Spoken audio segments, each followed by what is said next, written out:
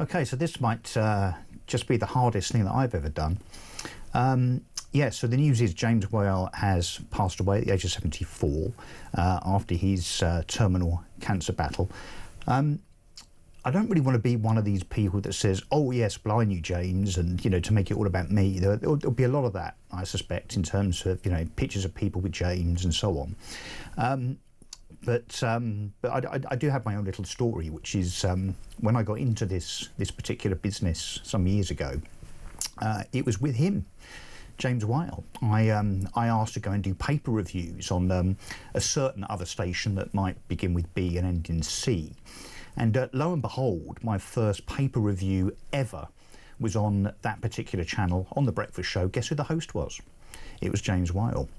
And I was very, very worried indeed, I can tell you, because James, of course, comes with a certain reputation. That reputation is one of being rather bold, rather outspoken, and rather formidable.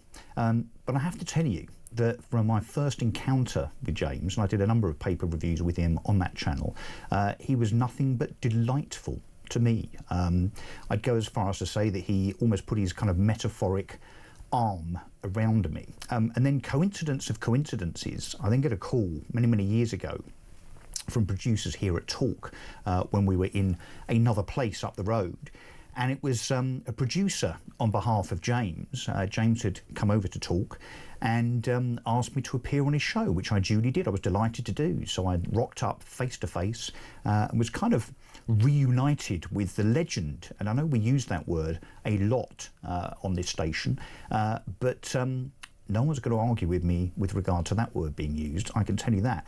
So reunited with James I was, and then again, roll forward a few months, in fact it might have been a year or two, and me with my sharp elbows trying to persuade the producers here at Talk that I should have a shot at doing this very thing that I'm doing now, which is to present a show.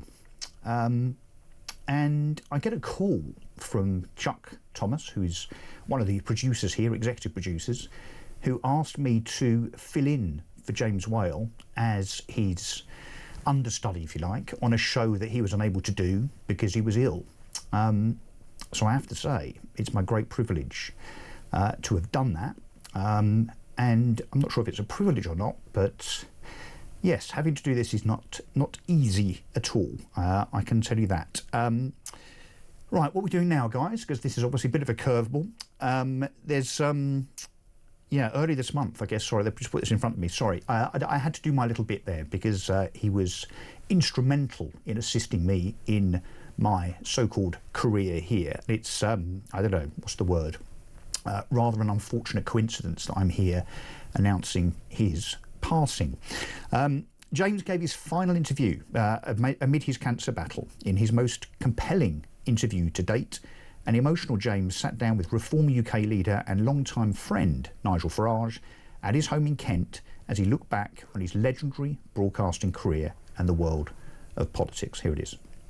Thanks, Nigel. James, you're a complete star. I hope I've got more than a few weeks, but Well, so do I. that's really made me... So do Good. I. And you never know, miracles do happen. They do, they do. Happen. Well, your career's been a miracle. Well, it has, considering I had no A-levels, O-levels, CSEs, or even a letter after my name for broadcasting. You said to me the other day, you've never really had a job. I haven't. Well, a man that knew James Whale more than most, my colleague, my friend Jeremy Kyle, joins us now. Jez, what can we say? Don't know, mate, really. It's really difficult to put into words the impact that the legend that was James Whale had on so many people. You can talk about the job he did. I just heard your personal tribute. The only reason I got into this craziness was him.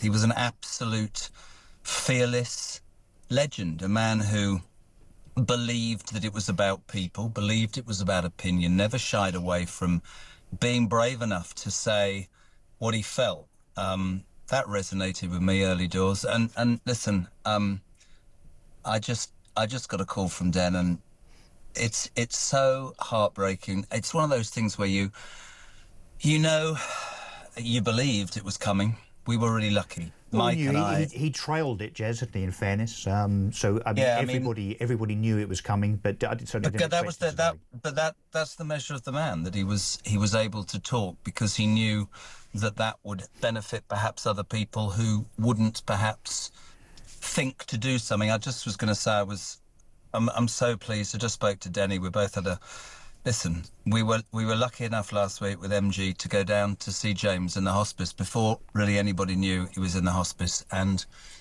it was an amazing afternoon. And I know when somebody passes, it's tragic, but he was so funny.